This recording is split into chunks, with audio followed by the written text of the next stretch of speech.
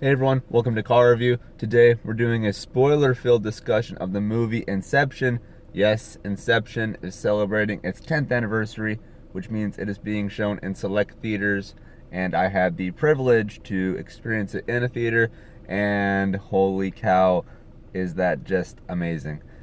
Christopher Nolan is truly a filmmaker's filmmaker. This guy is just so creative, so passionate, and so driven, and as time goes on and as his filmography increases, I think this will be the movie he is most known for, that or The Dark Knight, because when you think of him, you think of those two movies.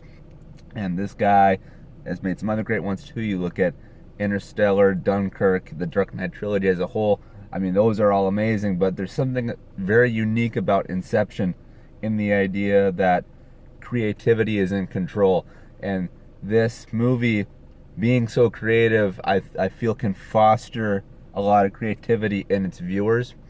This is the type of movie where it's so complex, so rich, and so deep, yet it is presented to you in a digestible way to where you feel smart watching it and you feel smarter leaving the theater. And I think that's a real testament to Christopher Nolan as a filmmaker and as a writer too, because he wrote and directed this.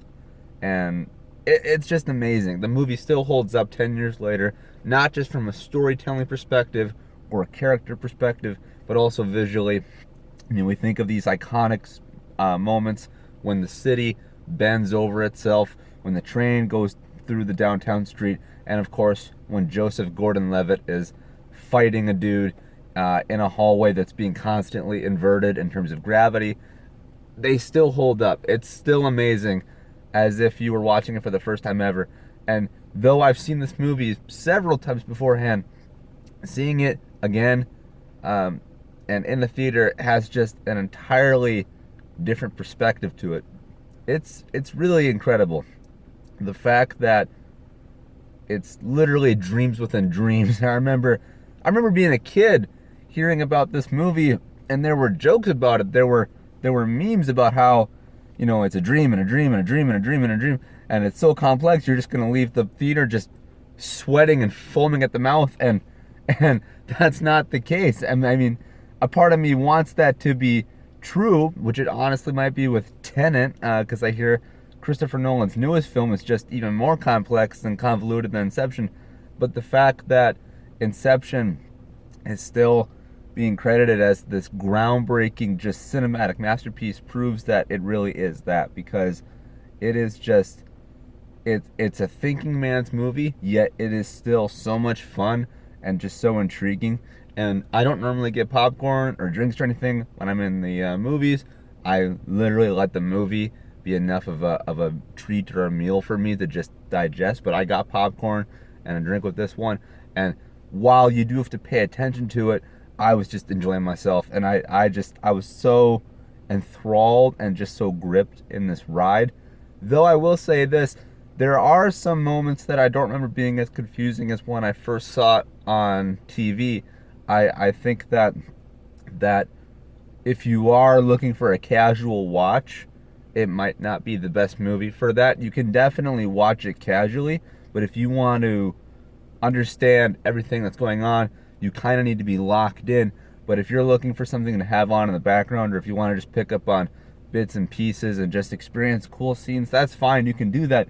But I don't remember Inception being as much homework as it was this time. It wasn't like I was like what's going on? I don't understand this. But I just remember the first time watching it, and I was like, yeah, I got this. I understand that. It's this all makes sense to me. I don't understand why people are confused by it. And I wasn't confused, but watching it in the theater, excuse me, I did notice a few points where I was like, oh, yeah, I could see where people could get confused, or people might not understand this. And maybe that's because when I watched it at home, excuse me again, I had the ability to, pause and rewind and stuff, though I don't remember doing that. But regardless, Inception is still the masterpiece that we all remember it to be. It is still this mind trip that just is so entertaining and is so unique. And again, it's just a testament to creativity and the fact that literally any idea can be a good one if you put enough care and passion and drive into it.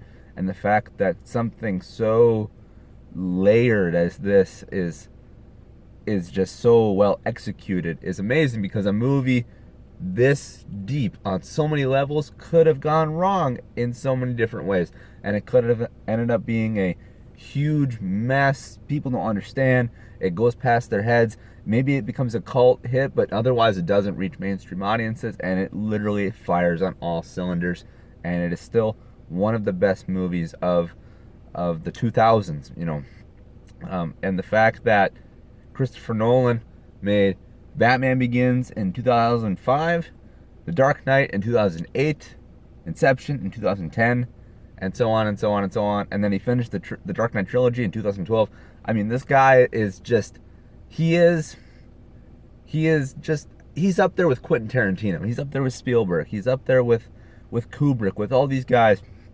I mean, his films are events, and if you can see it in a theater for its 10th anniversary, do it. Absolutely treat yourself, go out, spend the money, buy that ticket, buy that popcorn, buy that drink, do what you can to see it in a theater, with reason, of course, because of COVID.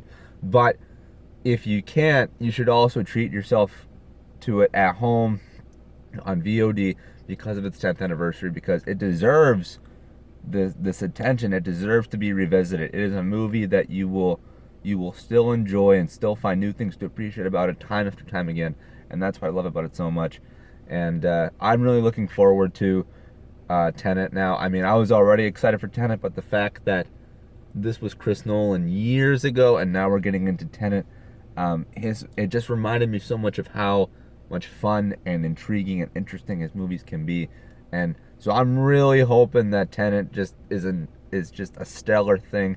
And Christopher Nolan made very well safe movie theaters, because with Inception in theaters and with Tenet going wider release in the coming weeks, I mean, you've got 2 Chris Nolan movies. That would be an incredible special feature if they did Inception and Tenet back to back. Even though I just saw Inception, I would do that in a heartbeat. And the fact that this movie is 2.5 hours long, it flies by like that. And I think Tenet is 2.5 hours as well. And I know that's just going to fly by because Chris Nolan just keeps you engaged. Non-stop thrills. Inception is still amazing. See it if you can. Visually, directing, writing, producing, all of it is just, it's amazing. So that is my spoiler-filled gush of Inception. Though I didn't really talk so much about the movie itself in terms of plot. I just I really just wanted to gush over the fact that I got to see it in the theaters. I still think it's amazing, and I hope that somewhere down the road, a cast of this caliber, the cast of this caliber can get back together. I would love to see them work in something, Tom Hardy, Gordon Levitt, Leonardo DiCaprio, all of them. I think they're amazing. And as the big question is, did the top keep spinning, or did the top? Well, you have to see the movie to find out for yourself. So that is my review of Tenet. If you like this video, comment, share. Tenet. That is my review of Inception. If you like this video, comment, share, like, subscribe, and I'll see you in the next one. All right, peace.